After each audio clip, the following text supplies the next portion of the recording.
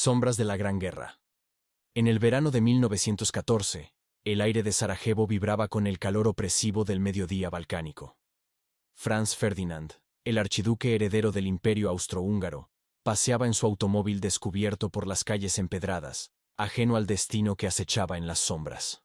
Junto a él, su esposa Sophie sonreía, ignorando que un joven nacionalista serbio llamado Gavrilo Princip, con el corazón latiendo como un tambor de guerra, empuñaba un revólver Browning. ¡Por Serbia libre!, gritó Princip al disparar.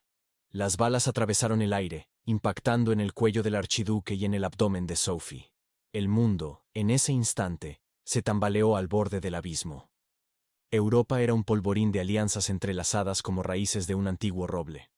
Alemania, con su Kaiser Guillermo II al frente, soñaba con un imperio que eclipsara al británico. Francia, humillada por la derrota de 1871, ansiaba revancha. Rusia, el gigante eslavo, protegía a sus hermanos serbios. Y Gran Bretaña, dueña de los mares, velaba por el equilibrio. El asesinato en Sarajevo fue la chispa. Austria-Hungría, respaldada por Alemania, declaró la guerra a Serbia el 28 de julio. Rusia movilizó sus tropas. Alemania invadió Bélgica para atacar Francia, violando su neutralidad. El 4 de agosto, Gran Bretaña entró en el fray. La Gran Guerra había comenzado, una tormenta que devoraría a millones. Imaginemos a un joven soldado alemán, Hans Müller, un panadero de Baviera con manos callosas y sueños de regresar a su hogar. Alistado en el ejército del Kaiser, Hans marchaba hacia el frente occidental con el uniforme gris y el casco Pickelhaube reluciente.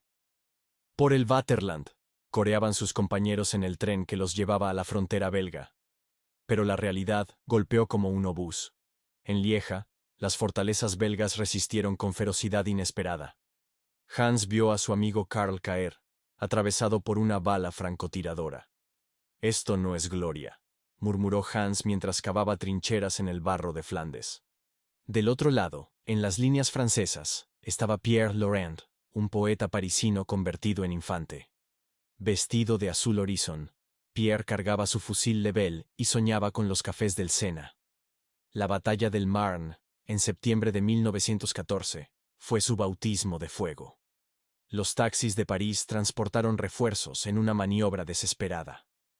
¡A Berlín!, gritaban los franceses mientras repelían el avance alemán. Pierre disparó hasta que el cañón de su fusil ardía. Vio al general Joffre, el salvador de Francia, dirigiendo desde un mapa manchado de sangre. Pero la victoria fue pírrica. El frente se estancó en una red de trincheras que serpenteaba desde el Canal de la Mancha hasta Suiza. La guerra de trincheras era un infierno terrenal.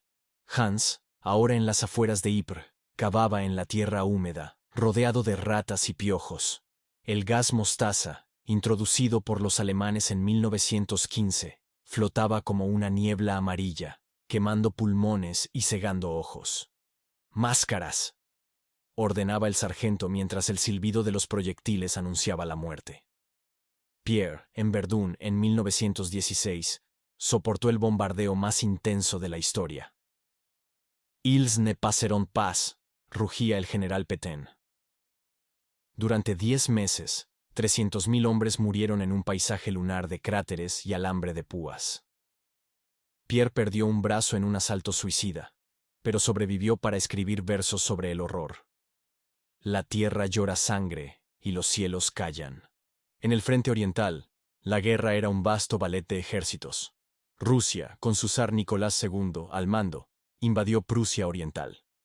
Pero en Tannenberg, los generales Hindenburg y Ludendorff aniquilaron a 2 ejércitos rusos.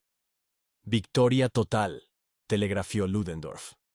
Sin embargo, el invierno ruso devoraba a los invasores.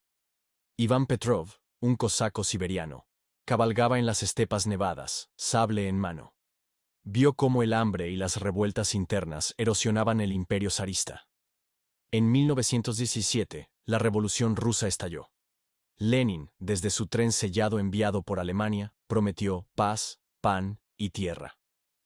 Rusia firmó el Tratado de Brest-Litovsk en 1918, cediendo vastos territorios, pero saliendo de la guerra. Los mares también ardieron. La batalla de Jutlandia en 1916 vio a la gran flota británica chocar con la armada alemana. Almirante Jellicoe, el hombre que podía perder la guerra en una tarde, maniobró con precisión. Aunque tácticamente indecisa, estratégicamente Gran Bretaña mantuvo el bloqueo, estrangulando la economía alemana. Submarinos U-Boot acechaban como lobos en el Atlántico, hundiendo buques mercantes. El Lusitania, torpedeado en 1915 con 1.198 vidas perdidas, indignó al mundo, especialmente a Estados Unidos. América, neutral al principio, observaba desde afar. El presidente Wilson predicaba la paz, pero el telegrama Zimmermann en 1917, donde Alemania incitaba a México a atacar EEU, fue la gota que colmó el vaso. Hagamos el mundo seguro para la democracia, proclamó Wilson al declarar la guerra el 6 de abril.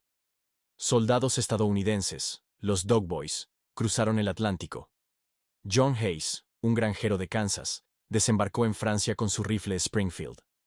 En Belleau Wood, luchó cuerpo a cuerpo contra los alemanes, ganando el apodo de Devil Dogs para los marines.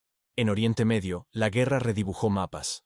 Lawrence de Arabia, el enigmático oficial británico, unió a las tribus árabes contra los otomanos. «Por la libertad árabe», gritaba mientras cabalgaba en camello por el desierto. La captura de Jerusalén en 1917 por el general Allenby fue un triunfo bíblico. Pero los otomanos, aliados de Alemania, resistieron en Gallipoli en 1915. Soldados ANZAC australianos y neozelandeses asaltaron playas bajo fuego turco. Winston Churchill, artífice del plan fallido, vio su carrera tambalearse. Miles murieron en vano, forjando la identidad de naciones jóvenes. La aviación emergió como un nuevo dios de la guerra. Manfred von Richthofen, el Barón Rojo, derribó 80 aviones en su Fokker rojo. Victoria o muerte, era su lema.